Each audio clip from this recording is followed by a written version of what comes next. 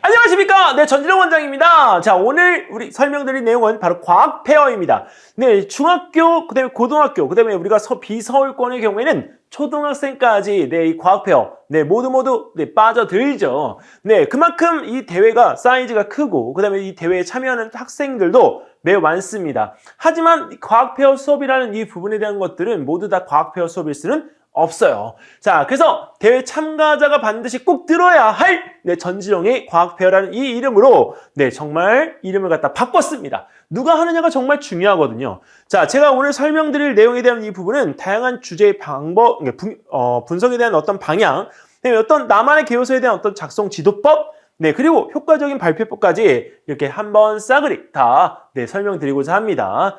자, 일단 우리 과학페어와 입시, 그리고 개요소 작성에 대한 어떤 준비법, 학교별 특징에 대한 이 부분들을 나누어서 설명드릴 테니까요. 짧게 우리가 들으시는 이 영상에서 중간에 듣다가 끊지 마시고요. 꼭 다시 반복해서 들으시고 그 다음에 어머님들 듣는 것보다 우리 제자들이 들어야 된다는 것 알고 계시죠? 그래서 우리 제자들에게도 꼭 볼 수 있도록 해주셨으면 좋겠습니다. 자, 일단 전진영의 과학페어와 입시라는 이 부분에서 두 가지에 대한 이 질문을 먼저 드리고자 합니다. 과학페어, 옛날 말로는 그렇죠. 과학 토론 대회죠. 근데 고등학교 입시 준비에서 이 비중이 진짜 있을까요? 라고 이렇게 질문을 먼저 드려보고 싶어요. 네, 그리고 두 번째는 영재교, 그 다음에 자사고 준비에 따라 달라져야 되는데 이 과학페어 수업 준비 어떻게 할까요? 네, 두 가지 질문에 대한 이 부분을 먼저 고민을 한번 해보시기 바라겠습니다. 자, 그러면 먼저 말이죠. 과학페어, 우리 고등학교 입시 준비에서 비중이 있을까요? 라는 이 부분에 대한 답변, 네, 명쾌하게 해주시기 바랍니다. 아하, 네, 가능성이 있다. 이 한마디만으로도 정말 충분합니다.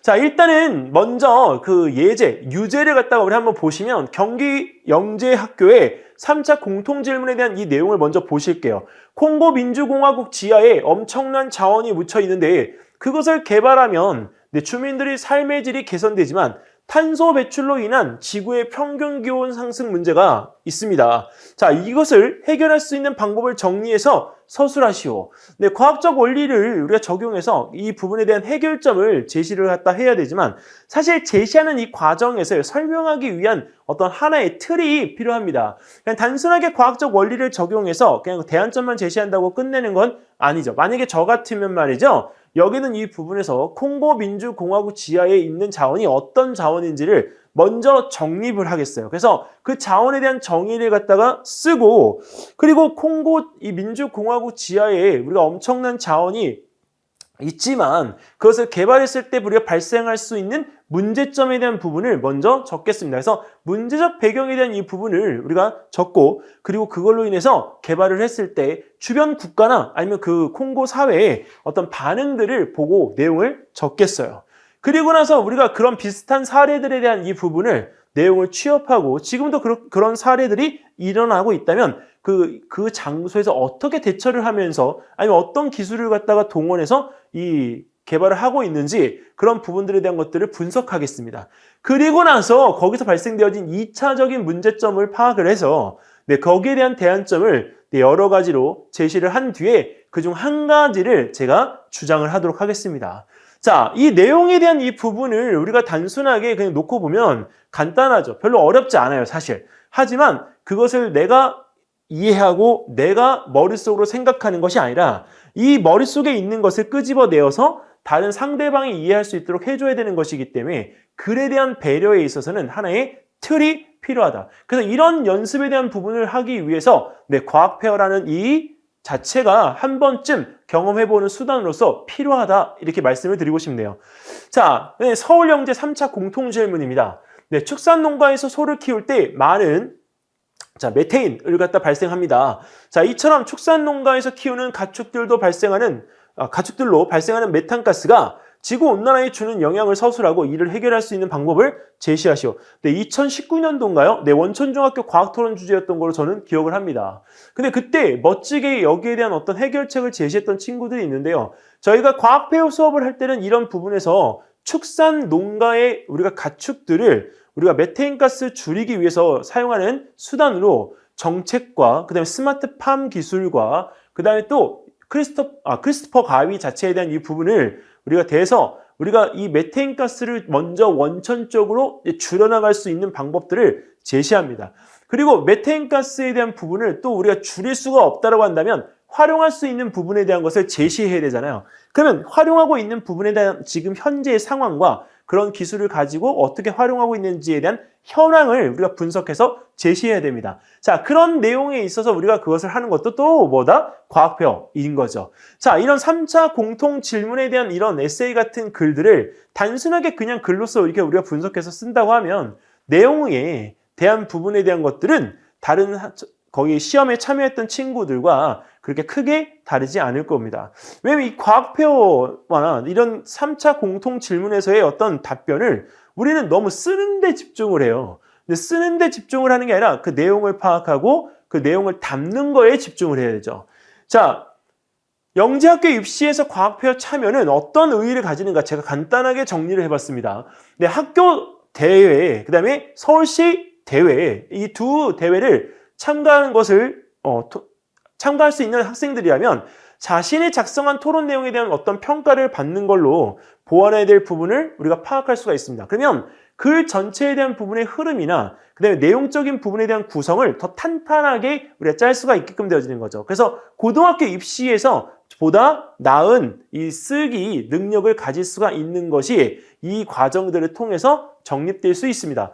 그다음에 두 번째, 3차 준비에 대한 에세이를 우리가 스스로 여유 있게 준비할 수 있다. 사실 이때 우리가 학원을 다니면서 우리 준비하는 친구들이 정말 거의 99%입니다. 근데 글쓰기에 대한 이 부분은 단순하게 짧게 또 단기간에 우리가 업그레이드 시킬 수 있는 건 아니에요. 그래서 중학교 1학년이 되면서부터 이런 과학페어 대회를 참여함으로 본인의 꿈과 연결지어서 그 부분의 기량을 향상시킬 수 있는 수단으로 써라 라는 말을 저는 꼭 드리고 싶네요. 자, 어머님 그냥 단순하게 이 대회에 대한 부분에 그냥 참여한다 안 한다 이것만 따지지 마시고요. 전반적으로 비교과적인 부분의 능력을 키우기 위해서 우리가 꼭 참여해야 되는 대회다라는 생각을 좀 해주셨으면 좋겠습니다.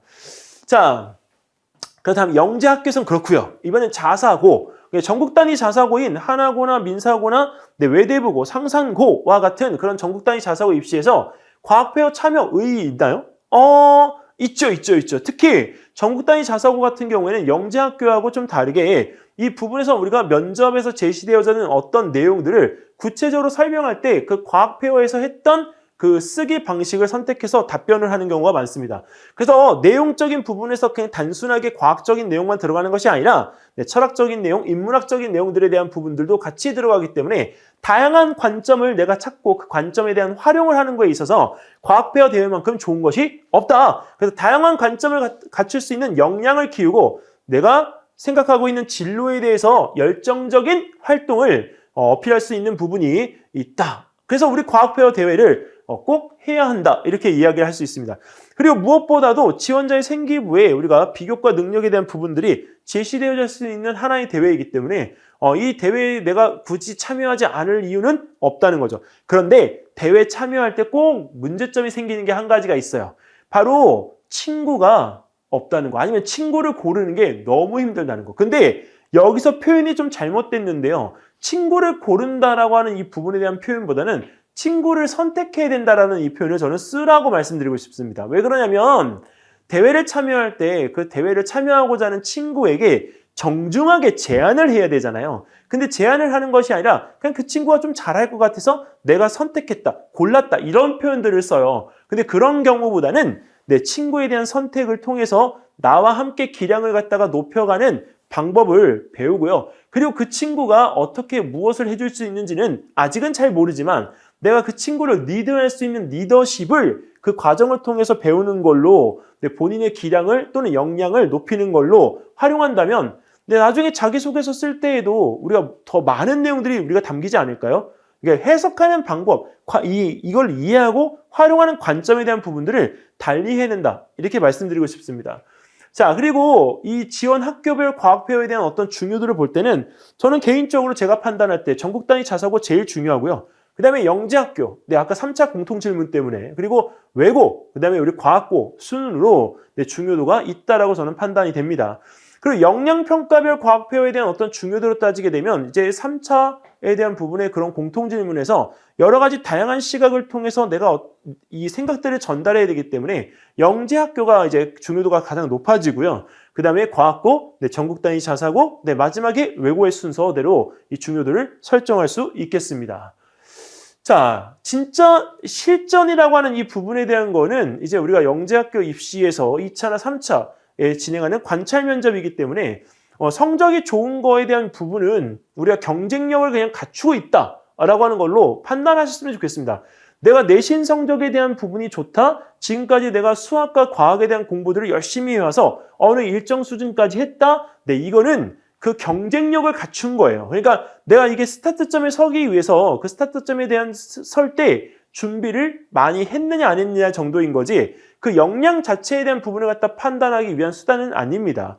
그래서 이 비교과 역량에 대한 부분을 통해서 내가 확실하게 실력이 있다라고 하는 것을 제시할 수 있다면 이 비교과적인 부분에서의 가장 첫 번째인 과학표에 대한 부분을 내가 기량으로 잘 활용해서 써먹을 수 있도록 잘 배워 놓아야 하는 것입니다. 그래서 확고한 실력의 어필은 뭐다? 과학표, 과학토론대회 시작이다. 이렇게 말씀을 드릴게요. 자, 그다음 두 번째 질문입니다. 사실 영재학교나 그 다음에 자사고 준비에 따라 달라져야 되는 이 과학폐업 수업이 있죠. 왜냐면 사실 영재학교 지원하는 친구들의 경우에는요, 제가 그 개요서 작성을 갖다가 시킬 때 개요서 작성에서 우리가 대한 부분에 대한 것들을 과학적 원리가 들어가는 것도 있지만 어떤 기술적인 부분이나 아니면 이런 코딩적인 부분 아니면 우리가 4차 산업에서 우리가 정말 필요로 하는 부분들에 대한 것들 그리고 과학에 대한 부분을 어떻게 다양하게 볼지에 대한 부분들을 이렇게 지도합니다. 근데 전국 단위 자사고 같은 경우에는 그런 어떤 과학적 원리도 되게 중요하지만 통계적인 부분과 그 다음에 또 하나 네, 인문학적 부분에 대한 것들을 같이 내용으로 넣습니다. 그래서 이 두 학교의 어떤 행태적인 부분들이 약간씩은 좀 차이가 있기 때문에 네, 내용을 갖다가 준비할 때 좀 관점에 대한 차이를 둘 것이라는 표현을 써서 제가 이렇게 규정 짓고 싶네요. 자, 영재교 입시를 통한 우리 과학페어 수업에서 일단 과학적 탐구에 대한 설계 역량 평가 부분을 중요하게 봐야 된다. 왜냐면 이 탐구 설계에 대한 부분을 할 때 아까 제가 말씀드렸던 것처럼 담기는 틀을 이렇게 우리가 써먹을 수 없다면 글 쓰는 것 자체가 어렵기 때문에 여기서 뭐 할지에 대한 부분만 생각하다가 시간을 흘려보내요. 근데 그러면 안 된다는 거죠. 그래서 내가 담을 수 있는 어떤 그릇에 대한 부분을 넣고 담아내요. 담아내서 그 부분에 대한 거를 그쵸, 내 걸로 만들어야 되는 거죠. 내 걸로. 그래서 그 평가관이 정말 얘가 한 거구나. 얘가 이런 생각을 했네. 이런 생각을 어떻게 했지? 라는 이 부분에 대한 반문을 받을 수 있도록 내 걸로 만들어서 제시를 해야 되는 거죠. 자, 그리고 이 설계한 부분에 대한 것이 구체적이고 효율적인지에 대한 설명할 수 있는 방법을 그 안에서 찾고 자, 그리고 타당성을 제시할 수 있는 능력, 방식을 갖추고 있다고 한다면 네, 이 영재교 입시에서의 과학페어 매우 잘 활용하는 곳입니다. 그 활용하는 방법에 대한 부분을 알려드렸는데도 불구하고 그냥 글쓰기로만 끝난다고 하면 참여하는 의의가 아니고요. 네, 그건 시간 낭비라고 저는 말씀드리고 싶습니다. 자, 그리고 전국 단위 자사고 특히 외대보고 입시를 갖다 위한 과학페어에 대한 어떤 수업이 있어야 된다면 저는 그냥 과학적 원리에 대한 부분만 꼼꼼하게 생각해서 적용한다? 절대 노입니다. 왜? 제가 그렇게 해서 지도를 해봐서 여기는 이 과학적 원리에 대한 부분을 적용했다고 좋은 개요소가 나오는 건 아니거든요. 저는 이 과학페어 수업을 함으로 인해서 제가 얻을 수 있는 장점이 뭐냐면 저의 지식 자체도 넓어지지만 그런 부분에서의 융합적인 부분을 수업에 적용할 수가 있기 때문에 과학페어 수업을 정말 좋아합니다. 자, 그런데 이 과학페어를 할 때 우리 제자들이 융합적인 부분에 대한 걸 섞어내려면 그 앞에서 서서 가르치고 이거 믹스시켜주는 방법에 대한 것을 제시하는 선생님이 오히려 그런 경험과 노하우와 다양한 지식들을 가지고 있어야 돼요. 자, 그렇기 때문에 이 부분에서 그런 융합에 대한 능력을 내가 익히려면 인문학적 능력에 대한 부분들이 없다라고 한다면 굉장히 딱딱할 거예요. 그렇게 해서 철학적인 가치와 인문학적인 가치에 대한 이 부분들을 우리가 따로 두지 말고 거기에 같이 섞어서 우리가 이해를 시킬 수 있다라고 한다면 개요서 나중에 딱 쓴 거 봤을 때 엄청 정말 훌륭한 개요서가 나올 수가 있습니다. 자, 일단 그래서 인문학적 과학적 탐구에 대한 어떤 과정 중심으로 내가 그것을 어떻게 보고 있는지 미래 예측에 대한 전망을 확고하게 해서 개요서 작성할 것을 권하고요. 그 다음에 우리 전망과 활용에 대한 부분이 우리 중요하다는 것을 인식을 한 상태에서 이 개요서를 써내려가야지, 만약에 그 부분에 대한 것이 중요하다는 인지를 못하게 되면 어디에다 초점이 맞춰지냐, 과학적인 원리에 대한 부분 때문에 대안점에 대한 것만 초점이 맞춰질 거예요. 그러니까 거기까지는 누구나 대부분들이 할 수 있다라고 하는 것을 원칙으로 놓고 보면 경쟁에 대한 출발점에 서 있는 것이라고 우리가 생각할 수 있어서 이 전망과 활용에 대한 부분을 절대 빼놓지 않았으면 좋겠습니다. 두 번째, 진로 분야, 그 다음에 책, 그 다음에 경험에 대한 이 부분들이 우리 배움에 대한 어떤 체크를 하는 데 있어서 매우 중요한 거잖아요. 책에 대한 이 부분은 정말 우리가 몇 번을 강조해도 나쁘지 않아요. 근데 책을 읽을 시간이 없는 게 문제죠. 아니, 누가 안 읽고 싶어서 안 읽나요? 책을 읽을 시간이 없는 거예요. 근데 과학 토론 대회 한다라고 한다면 어머님들 갑자기 책이 어디서 났는지 10권씩 사가지고 오시는 경우도 있으세요. 절대 안 됩니다. 왜 안 되냐? 어머님, 10권을 우리가 어른들도 읽기가 힘든데 애들 공부하면서 언제 책을 읽냐고요. 그러니까 책을 읽을 때는 일단 책을 읽을 수 있는 어떤 시간과 공간에 대한 이 부분들을 어머님들께서 좀 설정을 해주셨으면 좋겠습니다. 같이 읽어도 좋고요. 아니면 카페에 가서 다른 거 하지 말고 책을 1시간씩 읽으면서 잠깐 맛있는 음료수와 같이 함께 하는 시간을 보내다 오면 처음에는 힘들겠지만요, 책 읽는 습관이 들어가면서요, 나중에 책에 대한 부분을 먼저 손으로 잡게 되어져. 그러면 나중에 게임하는 것도 잘 안 하게 된단 말이에요. 그러니까 이런 과학 페어에 대한 부분들을 준비하면서 본인 스스로가 자꾸 생각하도록 만드는 게 중요하다는 것을 부모님들께 다시 한번 말씀드리고요. 그리고 우리 제자들에게도 과학페어라는 대회는 쓰기가 아니라 자꾸 생각을 하게 되는 대회라는 점을 다시 한번 강조드립니다. 자, 근데 세 번째, 긍정적인 면과 부정적인 면의 양면성을 파악해야 돼요. 즉, 쉽게 말하면 찬성과 반대의 입장 동시에 우리가 생각할 수 있어야 됩니다. 근데 찬성에 대한 부분과 반대에 대한 입장을 생각할 때 우리 제자들이 무엇을 생각하냐면 꼭 유리한 부분만 생각해요. 유리한 점은요, 그 이유예요. 내가 유리한 거, 불리한 거 풀어내서 그 부분에 대한 대안점을 제시를 할 수가 있어야 하기 때문에 우리 제자들이 그 찬반에 대한 부분에서 너무 한쪽으로만 편향되어진 생각을 안 했으면 좋겠습니다.